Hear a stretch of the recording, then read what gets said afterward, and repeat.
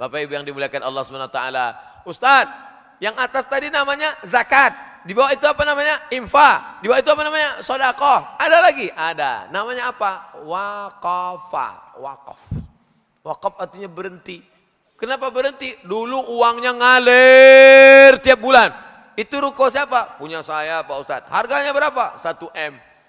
Disewa orang berapa? 1 tahun 100 juta. Ngalir, masuk kantong, ngalir. Tapi setelah wakaf, duitnya nggak ngalir lagi, berhenti.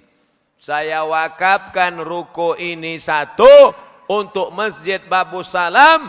Uangnya tiap tahun 100 juta. Silakan untuk operasional masjid dan gaji guru. Nah, itu namanya wakaf. Tapi harus ada 3. Orang yang berwakaf, orang yang nerima wakaf, ruko yang diwakafkan, ijab dan qabul. Yang berwakaf, waqif. Yang nerima wakaf, mauquf alaih. Yang diwakafkan, mauquf bih. Ijab dan qabul. Aku wakafkan ruko ini untuk Masjid Babu Salam karena Allah Ta'ala tunai. Aku terima, sah. Makanya enggak benar kalau ada kotak wakaf. Karena kita enggak pernah akad ke kotak. Mana pernah kita masukkan duit ke kotak? Kotak, terimalah duitku ini. Lalu kotak itu menjawab, aku terima, aku terima, aku terima. Nah, jadi jelas harus ada kotak-kotaknya. Ini namanya zakat, ini namanya infak, ini namanya sedekah, ini namanya wakaf. Ustadz, tanah saya yang 2 hektar, silakan ambil. Saya wakafkan lillah, wakaf. Saya enggak ada wakaf. Rupanya surat tanah 10. Tumpang tindih bermasalah. Akhirnya kita datang, Pak, kami sudah survei itu tanah yang Bapak wakafkan 2 hektar, ternyata sana bermasalah. Gimana? Apa kata dia? Karena bermasalah itulah saya wakafkan. Kalau enggak bermasalah mendingan saya jual. Makanya kita ini diajak beribadah itu mukhlishina lahuddin. Ikhlas karena Allah Subhanahu wa taala. Begitu. Jangan, karena itu tempat jin buang anak cucu, maka diwakafkannya. Ambil 2 hektar untuk masjid, ambil. Ternyata hari berganti musim merubah, berdirilah mall besar. Tanah yang dulu tidak laku, sekarang berharga 5 juta 1 meter. Anak mantunya datang, ini tanah bapak kami. Bapak kalian sudah mewakafkan ke masjid, mana suratnya? Kesalahan masyarakat kita tidak mengurus surat. Bahkan izin bangunan tak diurus. Akte notaris tak diurus. Ketika ditanya, udah diurus Pak? Sudah kami serahkan kepada Allah Subhanahu wa taala. Kita ini kan negara hukum. Kalau ada macam-macam akan ada surat, menyurat. Maka buatlah akta ikrar wakaf di kantor urusan agama kecamatan. Nah, besok kalau sudah ada yang ngurus tanah wakaf, nanti Bapak pergi. Bapak yang berwakaf, ketua masjid yang nerima wakaf namanya nazir, ini tanah wakafnya, ikrar di kantor KUA. Papa mau kemana Pak? Mau ke kantor KUA. Jangan nikah lagi Pak. Yang mau nikah itu siapa Bu? Itu Papa mau ke KUA? Mau ngurus akta. Akta apa? Ikrar wakaf. Oh, saya kira Mas mau nikah. Enggak, orang enggak ada yang mau kok. Kalau ada yang mau, siapa yang nolak? Saya berani ngomong gini karena enggak ngelihat ada ibu-ibu.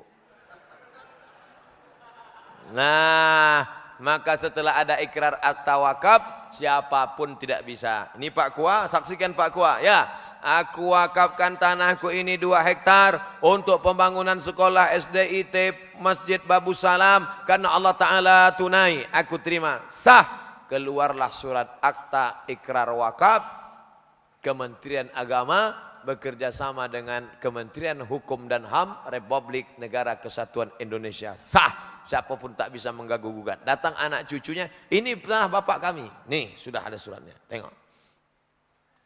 Gak bisa menuntut, siapapun tak bisa menuntut. Karena banyak juga anak-anak setan sekarang.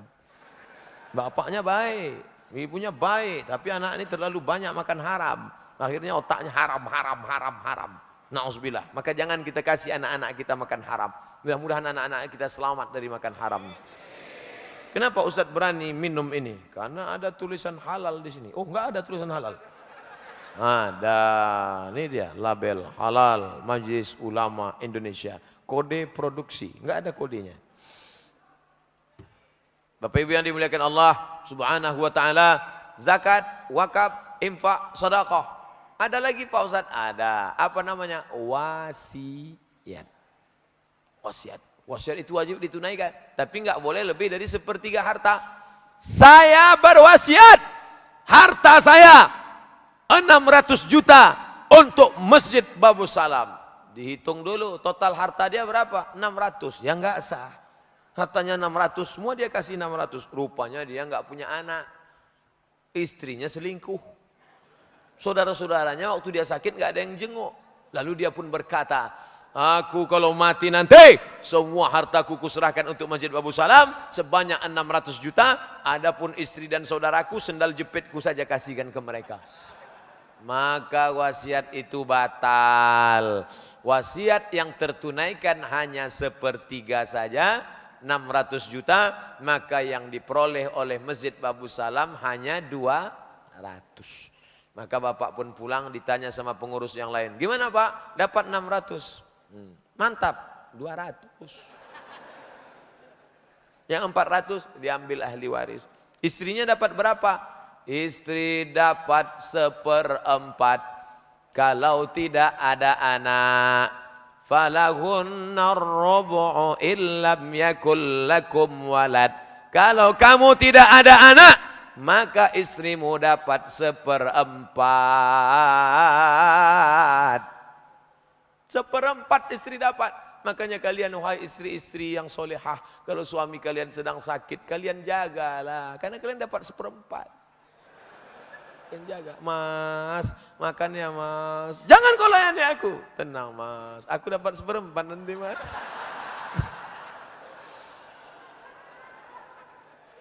Dapat 1/4. Hartanya berapa? 2M. 1/4-nya berapa tuh? 500 juta. Kalau dapat 500 juta, suami sudah meninggal. 100 pergi ke salon. 100 belikan motor besar, tinggal 300 nikah sama brownies. Lalu yang kau bawa mati mana? Mana yang kau bawa mati? Itulah yang kau wasiatkan. Maka wasiatkanlah yang baik-baik. Tapi yang namanya wasiat itu harta. Adapun wasiat yang tidak bersifat harta, malah ada yang haram. Nanti kalau aku mati, tolong kain kapannya dari kain jeans. Dan makamkan aku di atasnya, tanamkan pohon ganja 3 batang. Siramkan dengan air whisky. Oh, itu haram. Nggak boleh dilaksanakan. Nanti kalau aku mati, tolong tanamkan aku di tepi kali Ciliwung yang ada angin sepoi-sepoi di bawah pohon bambu. Oh, ini mau mati apa piknik? Oleh sebab itu maka kalau terkait dengan wasiat itu, nama wasiatnya wasiat harta, mesti ditunaikan. Nggak boleh lebih dari 1/3. Syaratnya orangnya mesti mati. Kalau nggak mati nggak dapat. Maka ketua masjid kalau dapat wasiat jangan senang dulu. Pak ketua masjid, ya sini sebentar Pak. Ya, ini saya ada wasiat 1 miliar. Hore! Pulang rapat pengurus. Pengurus nanti malam datang habis isya ya. Alhamdulillah tadi saya dapat wasiat 1 miliar. Pengurus yang ngerti, Bapak jangan bangga. Kenapa? Dia kan belum mati. Ditunggu nggak mati-mati. Udah 20 tahun. Sampai semua jamaah kalau berdoa, ya Allah, kalau memanglah panjang umurnya baik, maka panjangkanlah umurnya. Tapi kalau tidak baik, maka sampai pada suatu hari orang yang bawa wasiat ini pun sakit. Begitu sampai kabar ke Pak Ketua Masjid, Pak Ketua, iya, yang wasiat 1M kemarin sakit. Sakit, iya. Alhamdulillah. Datanglah mereka menjenguk ke masjid, ke rumah sakit, ruang ICU. Ya Allah, kalau memang sehat baik bagi saudara kami ini, maka sehatkanlah umurnya, panjangkan umurnya ya Allah. Tapi kalau memang tidak ada gunanya lagi dia hidup, maka mudah-mudahan cepat sembuh ya, cepat sembuh ya. Ya, pulang. Anaknya pun nelpon, Assalamualaikum Pak Ketua. Iya, Alhamdulillah berkat Bapak tadi datang, sekarang sudah pulang ke rumah.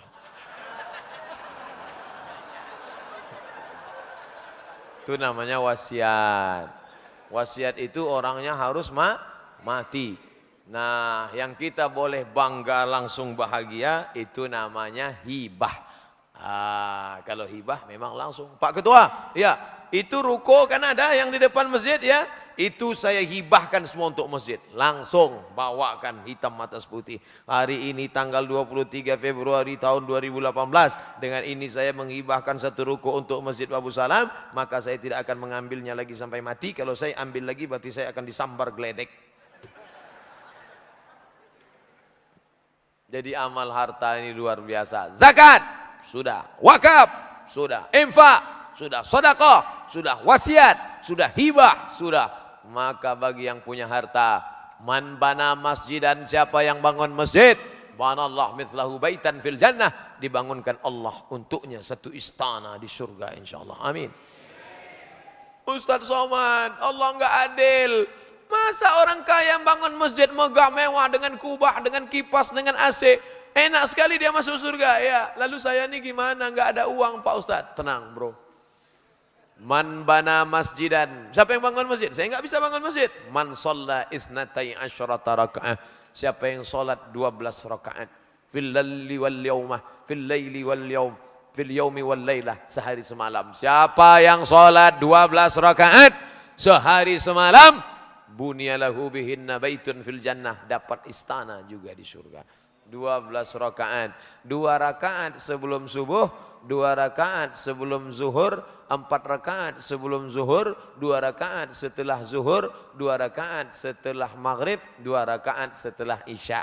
Saya ulang, 2 rakaat sebelum subuh, 4 rakaat sebelum zuhur, 2 rakaat setelah zuhur, 2 rakaat setelah maghrib, 2 rakaat setelah isya. Qabliyah, ba'diyah, rawatib muakkad. Mudah-mudahan istiqamah insyaallah. Pak Ustaz, gimana saya mau rawatib, saya duduk di kursi. Bangun masjid, uang enggak ada. Salat 12 rakaat, enggak bisa. Jadi gimana? Ada lagi. Man ala thalatha banatin, siapa yang merawat 3 anak perempuan. Fa addabahunna, dididik dengan baik. Wa zawwajahunna, nikahkan dengan orang baik-baik. Wa ahsana ilaihinna, buat baik sampai mati. Kau 3 anak perempuan, didik dengan baik, nikahkan dengan orang baik-baik, buat baik sampai mati. Falahul jannah, masuk surga. Ya Rasulullah, anakku cuma 2, masuk surga juga. Jadi ada tawar-menawar zaman Nabi. Anakku cuma 2 ya Rasulullah, kau masuk surga. Untung enggak ada kita di situ waktu itu. Kalau ada kita, kalau 1 ya Rasulullah. Ustaz Somad, anak kami 2 Pak Ustaz, masuk surga. Tambah 1 lagi. Istri saya udah enggak bisa lagi melahirkan Pak Ustaz, bininya tambah. Setengah ibu-ibu di bawah, ayo pulang aja kita. Ceramah Ustaz ini menyakitkan hati aja gitu. Insya Allah ibu-ibu tetap bertahan insya Allah. Kenapa bertahan? Motornya macet, bertahan Pak. Alhamdulillah.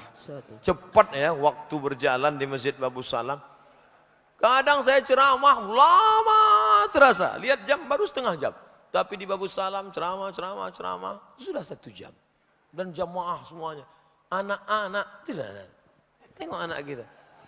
Anak-anak mau dengar ceramah Ustaz, tahan 1 jam. Anak-anak dengar ceramah Ustaz bertahan 1 jam itu luar biasa. Mudah-mudahan anak-anak kita jadi anak-anak soleh.